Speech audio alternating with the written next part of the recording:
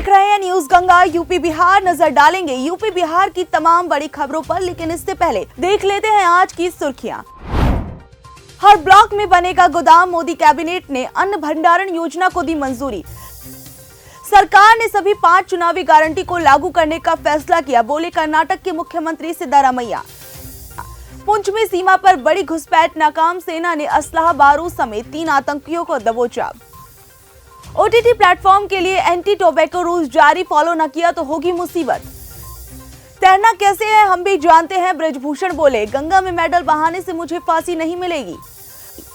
पुंछ में एलओसी पर घुसपैठ की कोशिश नाकाम, 3 आतंकी गिरफ्तार, भारतीय सेना का 1 जवान घायल। केंद्रीय मंत्री स्मृति ईरानी बोली क्या बबीता फोगाट अपने परिवार का शोषण करने वालों के साथ बैठेंगी। यशवंत तनवीर खान बढ़ा रहा था करीबियां, मॉडल का आरोप, धर्म परिवर्तन कराकर शादी का बना रहा था दबाव। पाक अदालत ने इमरान की जमानत 3 दिन के लिए बढ़ाई, कोर्ट परिसर में रही कड़ी सुरक्षा। किम जोंग उन का जासूसी सैटेलाइट मिशन फेल, येलो सी में गिरा रॉकेट, जापान द कोरिया ने जारी की चेतावनी। अब नजर डालेंगे यूपी बिहार की खबरों पर विस्तार से।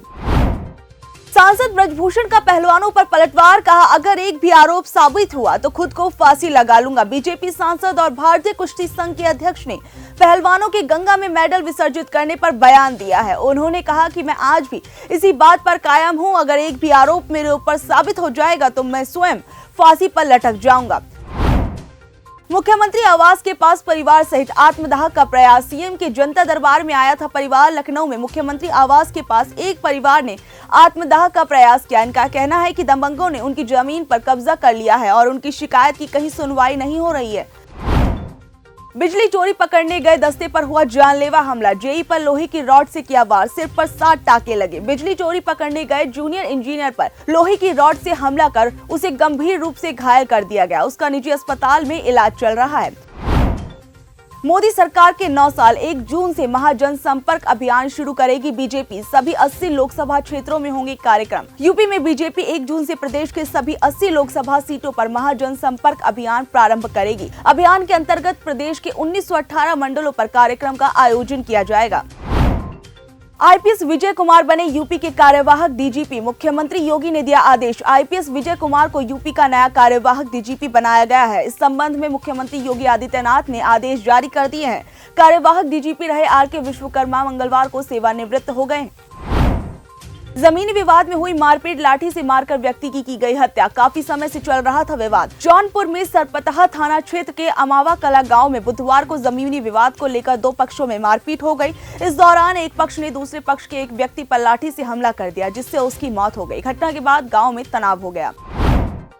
अतीक के करीबियों पर प्रशासन ने कसा शिकंजा, बिल्डर के अवैध बैंकेट को किया गया सील, वकील के खिलाफ भी होगी कार्रवाई। पूर्व सांसद और माफिया अतीक अहमद के करीबी बिल्डर मोहम्मद मुस्लिम ने जिस बैंकेट हॉल को अवैध रूप से बनवाया था, उसे लखनऊ विकास प्राधिकरण ने मंगलवार को सील कर दिया।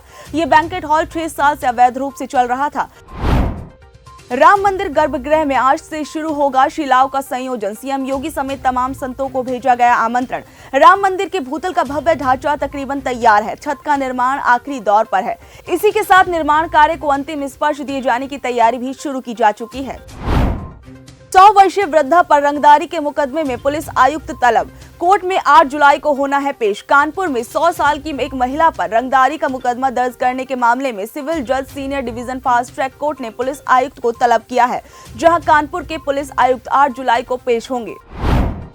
स्वामी प्रसाद मौर्य को मिली जान से मारने की धमकी, ट्वीट कर कहा गया 1 महीने के अंदर तुझे निपटा देंगे। सपा नेता और राष्ट्रीय महासचिव स्वामी प्रसाद मौर्य को ट्विटर पर जय श्री राम नामक ट्विटर अकाउंट से जान से मारने की धमकी मिली है। स्वामी प्रसाद ने प्रदेश सरकार और डीजीपी से मदद की गुहार लगाई है। यह राजीव गांधी की नहीं, मोदी की सरकार है, लोगों की समस्याएं सुनकर बोली कैबिनेट मंत्री स्मृति ईरानी। केंद्रीय मंत्री स्मृति ईरानी बुधवार को अमेठी और रायबरेली के दौरे पर थी, जहां उन्होंने लोगों की समस्याएं सुनी और जिला अधिकारी को समाधान करने के निर्देश दिए। गोरखपुर में बनेगी देश की सबसे बड़ी आध्यात्मिक लाइब्रेरी, सीएम योगी ने दी मंजूरी। गोरखपुर के अंदर बनने वाली सबसे बड़ी लाइब्रेरी को सीएम योगी ने मंजूरी दे दी है।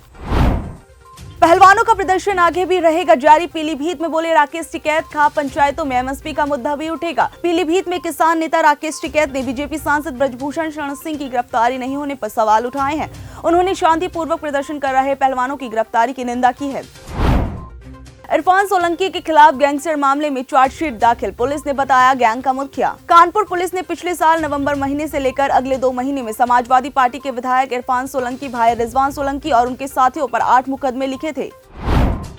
सीतामढ़ी में बदमाशों ने अधिवक्ता को मारी गोली, बाइक और मोबाइल लूटा, इलाके में मची सनसनी। मामला डुमरा थाना क्षेत्र का है। गोली से घायल व्यक्ति की पहचान रुन्नी सैदपुर थाना क्षेत्र के महिषार गांव के निवासी लक्ष्मीकांत झा के रूप में हुई है। जनता बेहाल लेकिन बीजेपी हो गई मालामाल। मोदी सरकार के 9 साल पर आरजेडी ने कविता के जरिए कसा तंज। बीजेपी मोदी सरकार के 9 साल पूरे होने पर काफी उत्साहित है। वहीं कई मुद्दों को लेकर आरजेडी ने केंद्र की बीजेपी सरकार पर निशाना साधा है। गया में बीजेपी नेता के घर पर बदमाशों ने की बमबाजी, धमाके से खिड़की क्षतिग्रस्त, बाल बाल बचे परिजन।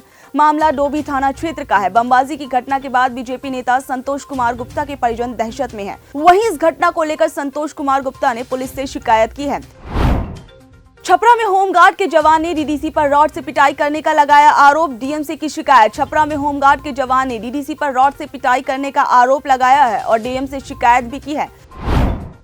नालंदा में युवक ने बहन के घर जाकर की खुदकुशी, बाल और चेहरे को लेकर काफी समय से डिप्रेशन में था।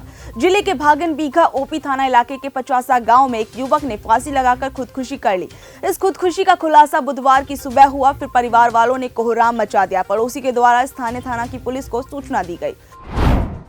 नीतीश कैबिनेट में 24 एजेंडे पर लगी मुहर, एयरपोर्ट के लिए जमीन, बिजली और पानी देगी बिहार सरकार। बिहार में मंगलवार को नीतीश कैबिनेट की बैठक हुई। इसमें 24 एजेंडे पर मुहर लग गई। बैठक में विभिन्न विभागों में कई पदों के सृजन को भी मंजूरी दी गई। जम्मू में हुए बस हादसे पर नीतीश ने जताया दुख, मृतकों के परिजनों को दिए जाएंगे 2-2 लाख। मुख्यमंत्री ने हादसे में बिहार के लोगों की मृत्यु पर गहरी शोक संवेदना व्यक्त की है। राष्ट्रीय छात्र एकता मंच के अध्यक्ष का आरोप है कि बीएसएससी के रिजल्ट में पारदर्शिता नहीं है।